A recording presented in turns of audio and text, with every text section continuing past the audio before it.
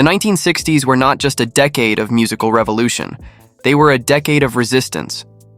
As the conflict in Vietnam escalated and political tensions spread across the world, music became one of the most powerful forms of protest. Folk singers, soul artists, and rock musicians began writing songs that didn't just entertain audiences, they challenged governments, questioned violence, and gave a voice to a generation that refused to stay silent. How many roads must a man walk down? Some of these songs were banned, others were ignored by radio at first, but many of them spread far beyond protest marches and college campuses, becoming global anthems of peace. These are 10 anti-war songs from the 1960s that became worldwide hits. Number 10, We Shall Overcome, Pete Seeger, 1960s protest era. We shall overcome. Few songs from the 1960s carried the emotional weight of We Shall Overcome. Unlike many protest songs of the era, its origins stretch much further back. The melody evolved from early gospel traditions before being reshaped by labor activists and folk musicians during the mid-20th century. By the early 1960s, however, the song had become inseparable from the voice of Pete Seeger. Shall live in peace. Seeger, one of the central figures of the American folk revival, helped popularize the song during rallies, marches, and demonstrations across the United States. With its slow, deliberate melody and simple lyrics, We Shall Overcome carried a message that was both deeply spiritual and quietly defiant. We shall overcome. The song became a defining anthem of the civil rights movement, sung by thousands of protesters as they marched for equality and justice. But its meaning soon expanded beyond civil rights alone.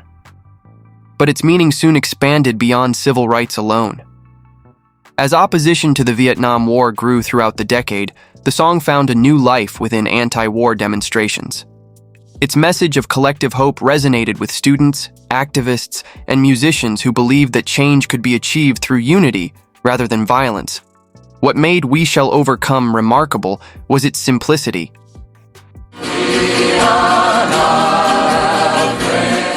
The lyrics offered no complicated political arguments, no elaborate storytelling, just a promise repeated over and over again. We shall overcome. That simplicity allowed the song to travel across borders and movements. It was sung in churches, on university campuses, in protest marches from Washington to London, and eventually translated into multiple languages around the world. In many ways, We Shall Overcome became more than just a song. It became the sound of a generation believing that music could stand against war, and perhaps even help end it. Number 9, Draft Morning, The Byrds, 1968. By 1968, the Vietnam War had reached a point where it could no longer be ignored in popular culture. Casualties were rising, protests were spreading across American universities, and the military draft was pulling thousands of young men into a conflict many didn't understand. It was only a matter of time before that reality appeared directly in music. One of the most striking examples came from the Byrds with Draft Morning. Released on their 1968 album The Notorious Byrd Brothers, the song offered a vivid snapshot of the moment a young man receives his draft notice. The lyrics describe the confusion and anxiety surrounding the experience, how a single letter could suddenly determine the course of someone's life. Musically, the track felt different from the band's earlier folk rock hits. Instead of jangling guitars and melodic optimism, the arrangement carried an uneasy atmosphere. Fragmented sound effects, marching rhythms, and distorted musical passages created a sense of psychological tension. At one point, the song dissolves into a surreal sequence of battlefield noises, airplanes, explosions, and chaotic voices, blurring the line between imagination and reality. It was not subtle.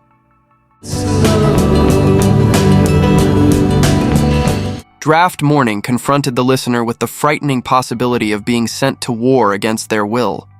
Unsurprisingly, the song made radio programmers uneasy. Unlike the more poetic protest songs circulating at the time, This one directly addressed the draft system itself, something deeply controversial in 1968 America.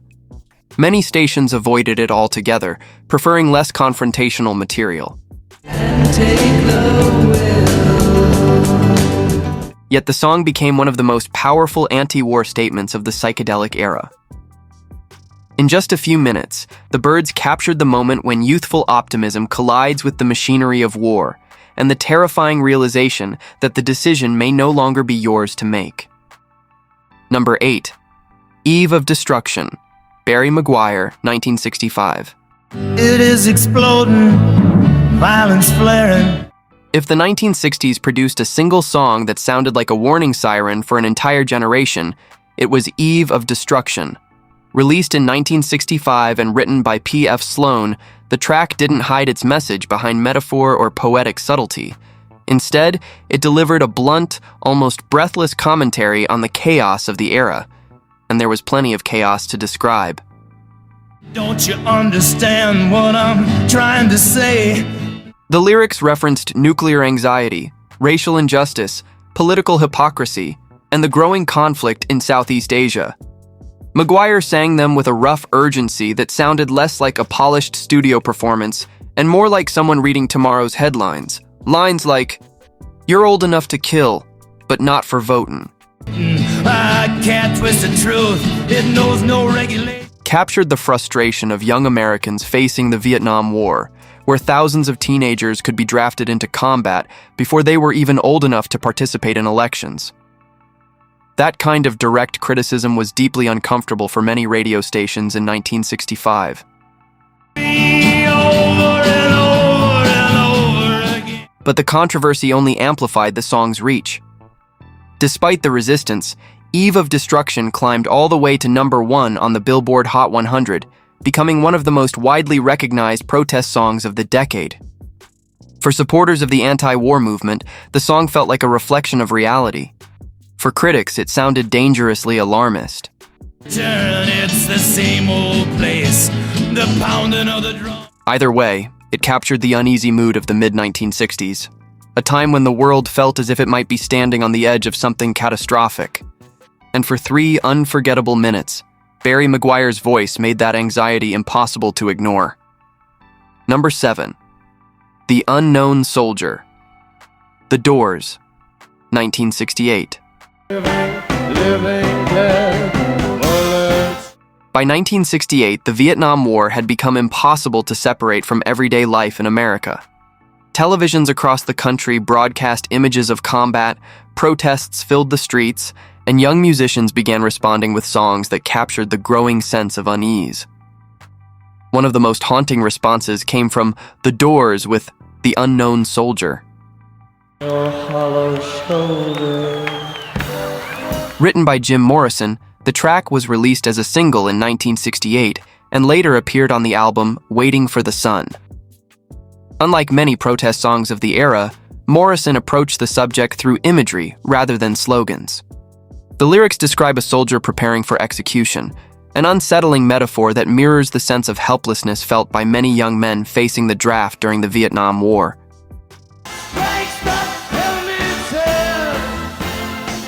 But it was the recording itself that made the message unforgettable. Midway through the track, the music transforms into a theatrical soundscape. A drum roll echoes like a military ceremony, followed by the sound of a firing squad and Morrison collapsing to the ground. Then, unexpectedly, the music shifts again. A triumphant trumpet melody bursts in, almost like a twisted celebration, creating a jarring contrast between death and spectacle. The performance felt less like a conventional rock song and more like a miniature anti-war drama. Radio stations were cautious about playing it. The staged execution sequence alone made the record uncomfortable for many broadcasters, especially during a time when real images of war were appearing nightly on television.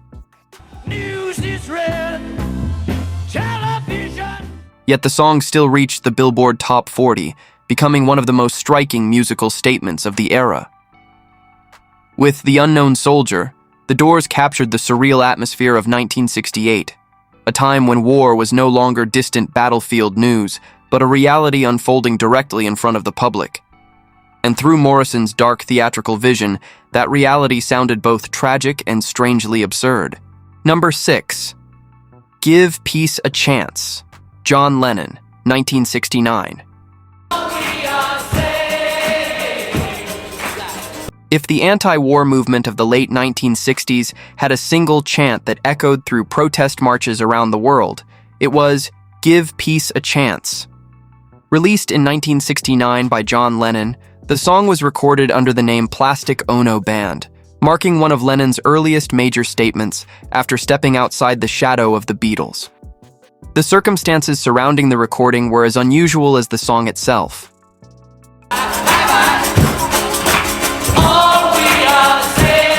In June 1969, Lennon and Yoko Ono staged their now famous Bed-In for Peace in a hotel room in Montreal. Instead of a traditional press conference, they invited journalists, musicians, and activists into the room for a spontaneous recording session. What followed was less a polished studio performance and more a communal moment captured on tape. Dozens of voices joined Lennon in repeating the chorus. All we are saying is give peace a chance. The lyrics themselves were almost deliberately simple. Rather than presenting a detailed political argument, Lennon listed a chaotic stream of cultural references, everything from political slogans to celebrity names, before returning again and again to the same central message.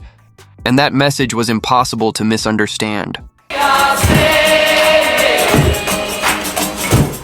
By 1969, opposition to the Vietnam War had reached a global scale. Protesters needed something they could sing together, something that could unify crowds across languages and borders. Give Peace a Chance provided exactly that.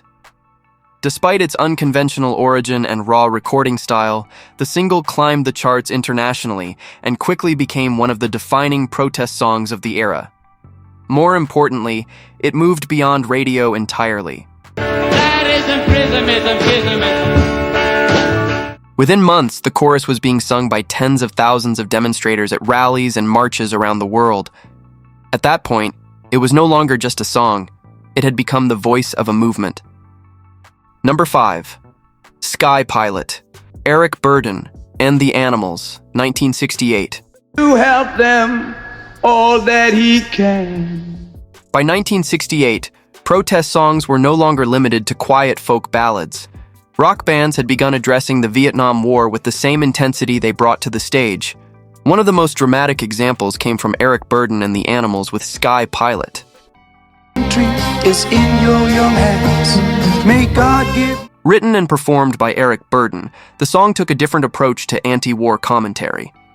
Instead of focusing on soldiers or politicians, Burdon centered the story on a military chaplain, the Sky Pilot, whose job was to offer spiritual comfort to troops before they went into battle. The concept was unsettling from the beginning.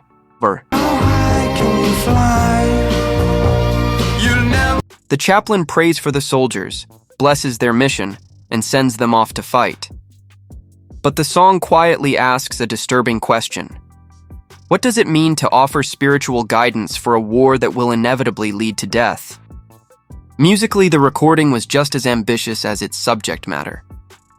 Up to the skies, a young soldier so Sky Pilot unfolds like a miniature war film. It opens with reflective acoustic passages before gradually building into intense rock sections filled with sound effects, marching drums, explosions, and even the eerie sound of bagpipes echoing through the battlefield. Those sounds weren't just decorative. They were meant to recreate the emotional chaos of combat, turning the song into an immersive anti-war statement. As the young men move out into the battle zone. The track was unusually long for a radio single, running well over 7 minutes in its full form. For airplay, the song had to be split into 2 separate parts, one for each side of the record. Despite its length and controversial theme, the song became a major international success, reaching the top 20 on the Billboard Hot 100. More importantly, it showed that anti-war music could be both politically powerful and musically ambitious. With Sky Pilot, Eric Burdon didn't simply protest the war. He forced listeners to confront the strange moral contradictions that surrounded it. Number 4. For What It's Worth. Buffalo Springfield, 1966. Happening here, for what it is. Few songs capture the uneasy atmosphere of the late 1960s as vividly as For What It's Worth. Written by Stephen Stills, the song was inspired by a very specific moment in Los Angeles during 1966. On the Sunset Strip, tensions between young music fans and local authorities had escalated into a series of protests after the city attempted to enforce a curfew around popular clubs. Children, what's that sound? Everybody look what's going. Police confronted demonstrators, streets filled with crowds, and suddenly, the peaceful energy of the youth scene began to feel like something far more serious. Watching these events unfold, Stills wrote a song that captured the feeling of quiet tension hanging in the air. There's something happening here. Something happening here. The lyrics never mention the Vietnam War directly. Instead, they describe a broader sense of uncertainty and confrontation between authority and a younger generation that no longer trusted the institutions around them. Lines like, "Young people speaking their minds," Young people speaking their minds. and "Nobody's right if everybody's wrong," Minds being wrong. Nobody's echoed the growing skepticism that defined the era. Musically, the track was simple but haunting. A steady guitar figure and restrained rhythm section created a slow, reflective atmosphere, allowing Stills' voice to carry the weight of the message. When released as a single, the song quickly climbed the charts, reaching the top 10 on the Billboard Hot 100. What made For What It's Worth so powerful was its ambiguity.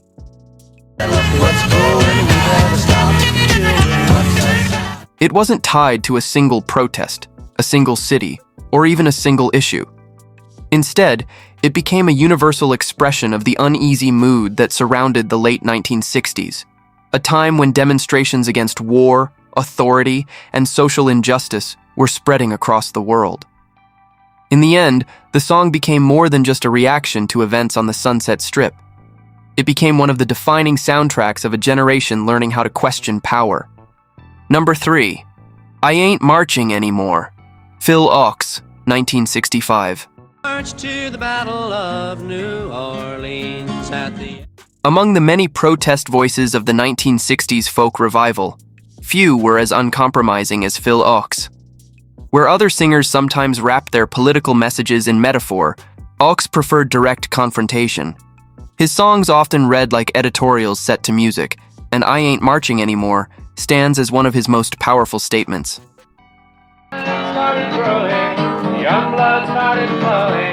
Released in 1965 as the title track of his album I Ain't Marching Anymore, the song takes the perspective of a soldier reflecting on centuries of warfare.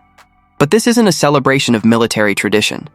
Instead, the narrator recounts a long history of conflicts, from the American Revolutionary War to the Korean War, before arriving at a final, defiant conclusion. He refuses to fight anymore. Many men are lying, I saw many more dying, but The structure of the song is deceptively simple. Ochs sings over a steady acoustic guitar, his voice calm but resolute as he lists the wars that have defined American history. With each verse, the message becomes clearer. Generation after generation has been asked to march into battle, and at some point someone has to say no. I flew the final mission in the Japanese skies. By the mid-1960s, as the Vietnam War escalated, the song found an audience among students and activists who were beginning to question the conflict more openly. While it never achieved the mainstream chart success of some other protest songs of the era, it spread rapidly through concerts, rallies, and anti-war gatherings. Ochs often performed the song at demonstrations where crowds would sing along with the final refrain. It's always the old to lead us to the wars, always the young to fall. In that moment, the song stopped being just a performance. It became a declaration. Number 2. Universal Soldier. Donovan, 1965. He's 5'2" and he's 6'4". Some anti-war songs criticize governments. Others question the entire system that allows wars to happen in the first place. Universal Soldier belongs firmly in the second category. Although it became widely known through Donovan's 1965 recording, the song was actually written by Canadian folk singer Buffy Sainte-Marie. Her lyrics delivered a message that was both controversial and unsettling. Wars do not happen only because of political leaders. They happen because individuals agree to fight them. The song's narrator describes the universal soldier as someone who exists in every country and every army. He may believe he is defending his nation, his beliefs, or his duty. But in the end, the song suggests that every soldier, regardless of nationality, plays a role in continuing the cycle of war. It was a radical idea in 1965. Fighting for Canada, he's fighting for France. Instead of focusing blame solely on governments or generals, the song placed responsibility on the collective choices of individuals across the world. Musically, the recording was almost stark in its simplicity. Donovan's soft voice and acoustic guitar carried the entire performance, giving the lyrics a quiet intensity that felt more like a conversation than a protest chant. Who gives his body as a weapon of the war? As the Vietnam War escalated during the mid-1960s, the song gained increasing attention among students, activists, and folk audiences. It quickly became one of the defining anti-war statements of the decade. Though controversial in its message, Universal Soldier spread internationally through concerts, radio broadcasts, and protest gatherings, helping establish Donovan as one of the prominent voices of the folk movement. More importantly, the song forced listeners to confront a difficult question. If wars require soldiers to fight them, who ultimately bears responsibility for the violence? Number 1. Blowin' in the Wind, Bob Dylan, 1963. If one song came to define the spirit of protest in the 1960s, it was Blowin' in the Wind. Written by Bob Dylan in 1962 and released the following year on his album The Freewheelin' Bob Dylan, the song quickly became one of the most recognizable political statements ever recorded in popular music. And yet its power came from something unusual. It didn't provide answers. Instead, Dylan built the entire song around a series of questions. How many roads must a man walk down before you call him a man? How many times must the cannonballs fly before they're forever banned? Answer, my friend, is a blowing in the wind. Each line reflects the moral confusion of a world struggling with war, injustice, and inequality during the early 1960s. The lyrics resonated not only with the civil rights movement, but also with the growing opposition to the Vietnam War. Musically, the song was strikingly simple. How many years must a mountain exist? Just Dylan's voice and an acoustic guitar, delivered in the plain conversational style that defined the folk revival of the era. But the simplicity made the message even more powerful. Soon after its release, the song was recorded by Peter, Paul, and Mary, whose polished version became a major international hit and introduced the song to a far wider audience. Within a few years, Blowin' in the Wind had spread across the world. It was sung at marches, rallies, concerts, and university campuses. It was translated into multiple languages and performed by countless artists across different musical traditions. More than anything, the song captured a feeling shared by millions of people during the 1960s, a sense that the answers to humanity's most difficult questions were out there somewhere, even if they were still drifting quietly in the wind.